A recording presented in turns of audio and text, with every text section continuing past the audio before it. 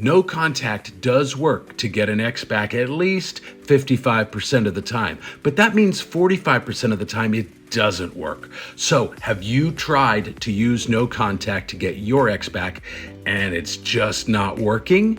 Let's explore the reasons why no contact might not work and what you can do about it. There's two main reasons, of course, why you would implement no contact after you have been dumped by your ex. The first is that it's a healing journey for you of kind of self-discovery, of becoming the best version of you that you can be. You're kind of rediscovering your interests, your hobbies, your passions, things that bring you joy. You are identifying the things that you did in the relationship that may have pushed your ex away, and you're working on those things so that either when they come back, those things are no longer an issue, or if they don't come back in your next relationship, you're that much better prepared for a successful relationship. But the other reason to go no contact, of course, is to give your ex time and space away from you where they're not hearing from you at all so that they can actually miss you. They begin to reminisce about the good times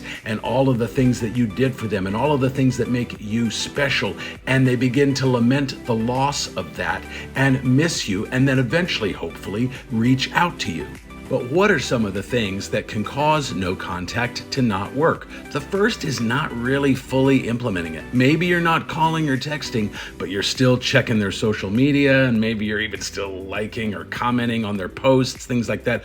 Or you're looking at their stories on Instagram or Facebook, and they can see your name on the list when you do that. So you're not really fully going no contact if you're doing those things, and that can slow or completely stop any progress from happening.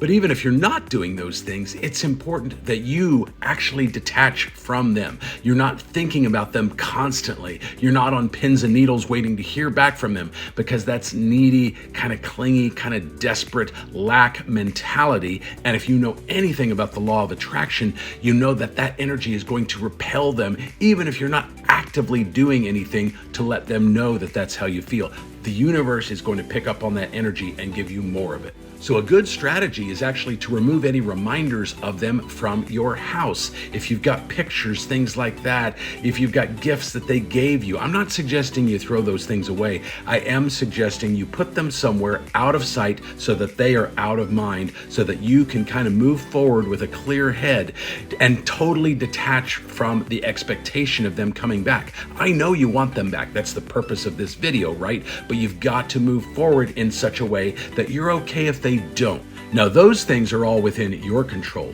but one big reason that no contact doesn't always work is if there wasn't a strong enough emotional connection between the two of you prior to the breakup. If there wasn't a meaningful bond between the two of you, something that goes beyond the superficial, even if your sex was mind-blowing, if you didn't have that strong emotional foundation, there's almost nothing that you can do to make them want to come back to you, because it just wasn't that meaningful to them, even if it was meaningful to you.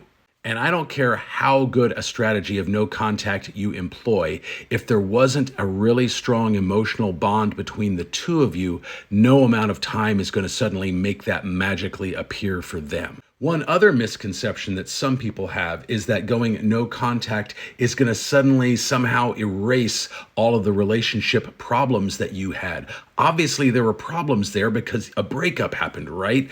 And if you don't address those things, now in no contact, of course, you can only address the things that you were doing. But if they're not also addressing them on their end, or when you do reconcile, if both of you aren't willing to address those issues, the issues are likely going to crop up again and lead to another breakup, and this time probably a permanent one. So no contact isn't some sort of magical fix here. You both have to be willing to do the work to make the relationship work, if indeed your ex does reach out to you. Now, there are some people who just can't stomach the idea of going no contact.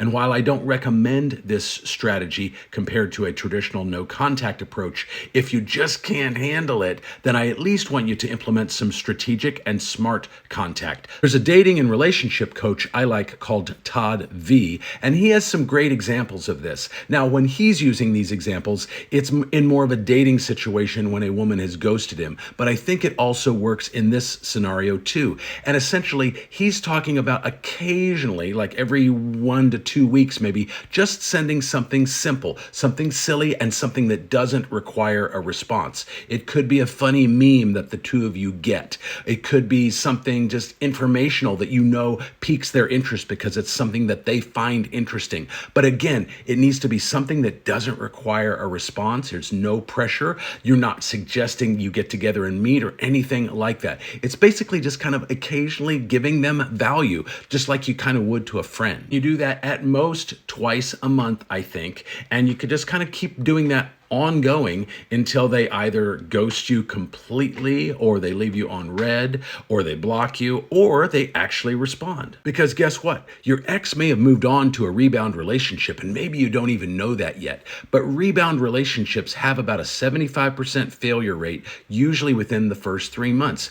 And if you've been sending these kind of value-based messages that are no pressure, that don't require a response, but it keeps you top of mind in their mind, when that rebound relationship ends, you might very well be the first person that they think of. And that's a good thing. I know going no contact sucks. I've done it, but I have been successful with it. But I know it sucks. I know it's hard when you desperately want them back and you're just basically pretending they don't exist and hoping they reach out. And who knows how long that takes. Many times it can take 45 up to 60 days. And if they have an avoidant attachment style, it can take a whole lot longer than that. So I know that it sucks, but it is definitely the best way to go.